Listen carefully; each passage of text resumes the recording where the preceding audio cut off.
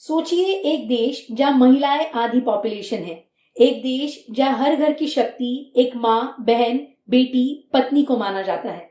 लेकिन जब बात आती है देश के फैसले लेने की, पार्लियामेंट की, पावर की, तो वहां महिलाओं की संख्या आज भी बहुत कम है।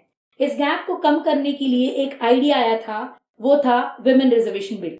एक ऐसा बिल जो लोकसभा और स्टेट लेजिस्लेटिव असेंबलीज में 33% सीट्स महिलाओं के लिए रिजर्व करने की बात करता था। लेकिन अप्रैल 2026 में पार्लियामेंट में जो हुआ उसने सबको सरप्राइज कर दिया।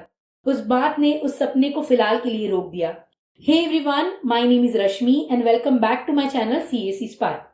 ऐसा क्या हुआ संसद में, चलिए जानते हैं। 2 दिन तक लोकसभा में इस मुद्दे पर चर्चा चली।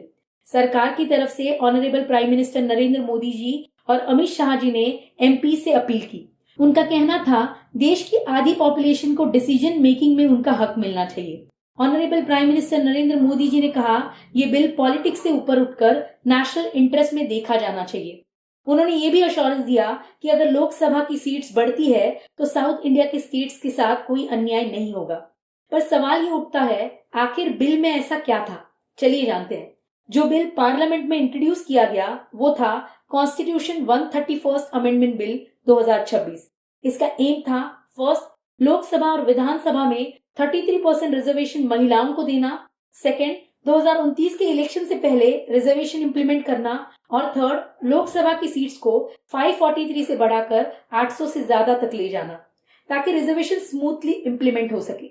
सुनने में सब कुछ सिंपल लगता है, लेकिन पॉलिटिक्स में कुछ भी सिंपल नहीं होता। अब आप सोच रहे होंगे बिल का एम तो अच्छा था, फिर अपोजिशन क्यों खिलाफ था? चलिए समझते हैं। अपोजिशन पार्टीज का कहना था ये सिर्फ विमेन रिजर्वेशन का इशू नहीं है, सरकार इस बिल के साथ डीलिमिटेशन एक्सरसाइज भी लाना चाहती है। डीलिमिटेशन का मतलब है कॉन्स्टिट्यूएंसीज की बाउंड्रीज और सीट्स को दोबारा रीड्रॉ करना। आसान से शब्दों में, जहां लोक संख्या ज्यादा बढ़ गई हो वहां सीट्स बढ़ सकती है और कॉन्स्टिट्यूएंसीज की बाउंड्रीज चेंज हो सकती है। अपोजिशन का कहना है अगर ये हुआ तो साउथ इंडिया की रिप्रेजेंटेशन लोकसभा में कम हो सकती है।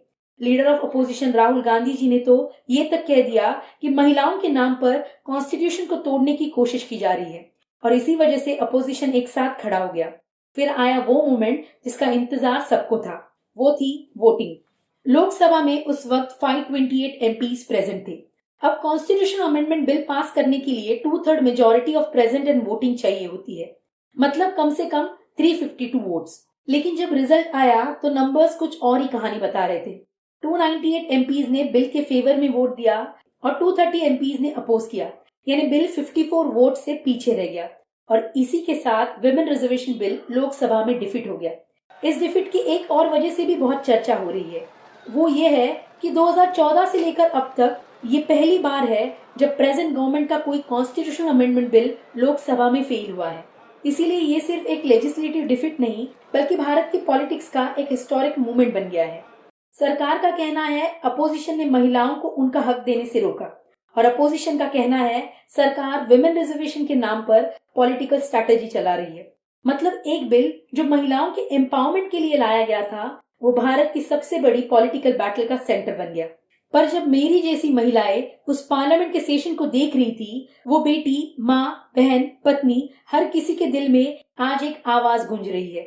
एक सवाल उठ रहा है, क्या भारत में कभी 33% विमेन रिजर्वेशन सच में रियलिटी बनेगा?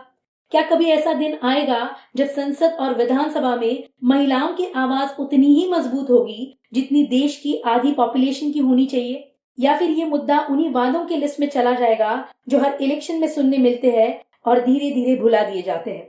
क्योंकि सच तो ये है, भारत की आधी लोक संख्या महिलाओं की है, लेकिन जब बात पावर की, डिसीजन मेकिंग की, देश की डायरेक्शन डिसाइड करने की आती है तो वहां उनकी कुर्सियां अभी भी बहुत कम है। सोचिए, जब देश की बेटियां, माएं, बहनें संसद के अंदर खुद खड़ी होकर अपनी आवाज नहीं उठा पाएंगी, तब तक क्या हम सच में कह सकते हैं कि भारत का लोकतंत्र पूरी तरह बैलेंस्ड है?